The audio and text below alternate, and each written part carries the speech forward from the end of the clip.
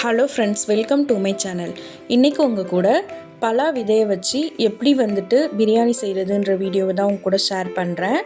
இப்போ வாங்க எப்படி பண்ணுறதுன்னு வீடியோவில் பார்க்கலாம். ஃபஸ்ட்டு இது செய்கிறதுக்கு பேஸ்ட் ரெடி பண்ணிக்கலாம். அதுக்கு வெங்காயம், இஞ்சி, பூண்டு, பட்டை, கிராம்பு, ஏலக்காய் இந்த அளவுக்கு எடுத்து வச்சுக்கோங்க. புதினா, கொத்தமல்லி ஒரு கைப்பிடி அளவுக்கு எடுத்து வச்சுக்கோங்க. 2 பெரிய சைஸ் தக்காளியை நீல வாக்கில் கட் பண்ணி வச்சுருக்கேன். ஒரு பெரிய சைஸ் வெங்காயத்தை நீல வாக்கில் கட் பண்ணி வச்சுருக்கேன். 2 பச்சை மிளகாய் எடுத்து வச்சுருக்கேன். கூடவே வேக வச்ச பலா விதையும் எடுத்து வச்சுருக்கேன். இப்போது அரிசியை அரை மணி நேரம் ஊற வச்சுருக்கேன். இப்போ இதை பேஸ்ட்டாக அரைச்சி எடுத்துக்கோங்க. இந்த அளவுக்கு அரைச்சி எடுத்துகிட்டு வந்துடுங்க. இப்போ செய்ய ஆரம்பிக்கலாம். குக்கரில் 3 டீஸ்பூன் அளவுக்கு எண்ணெய் சேர்த்துருக்கேன். 1.5 டீஸ்பூன் அளவுக்கு நெய் சேர்த்துருக்கேன். இது கூடவே பட்டை, கிராம்பு சேர்த்துருக்கேன். இப்போ நம்ம எடுத்து வச்சுருக்க பச்சை மிளகா, வெங்காயம், புதினா, கொத்தமல்லி சேர்த்து நல்லா வதக்கிக்கோங்க.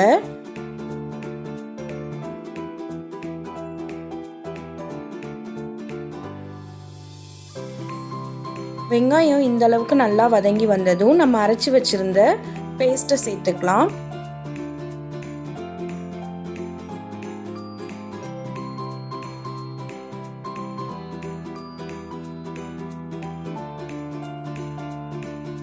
இப்போது இஞ்சி பூண்டோட பச்சை வாசனை போனதும் கட் பண்ணி வச்சுருக்க தக்காளி சேர்த்துக்கோங்க. கூடவே தக்காளி வதங்குறதுக்காக கொஞ்சமாக உப்பு சேர்த்து நல்லா அதை வதக்கிக்கலாம்.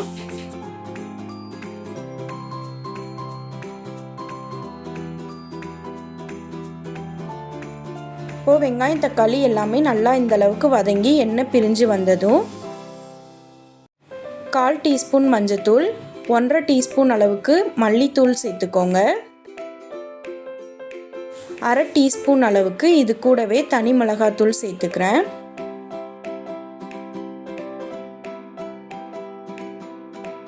இப்போ எல்லாத்தையும் சேர்த்து நல்லா இந்த மாதிரி மிக்ஸ் பண்ணி விடுங்க.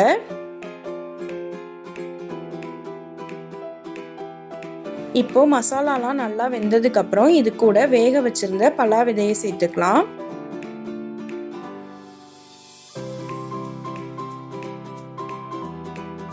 இப்போ இந்த மாதிரி நல்லா மசாலாவோட சேர்த்து அதை மிக்ஸ் பண்ணி விடுங்க.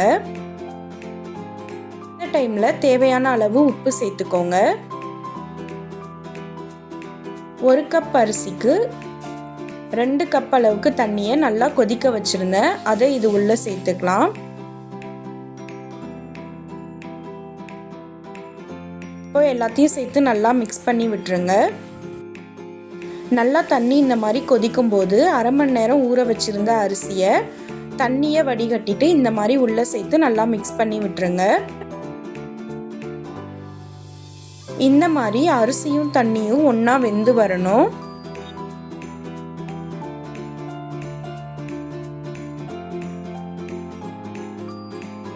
நல்லா இந்த மாதிரி ஒரே மாதிரி வெந்து வந்ததுக்கப்புறம்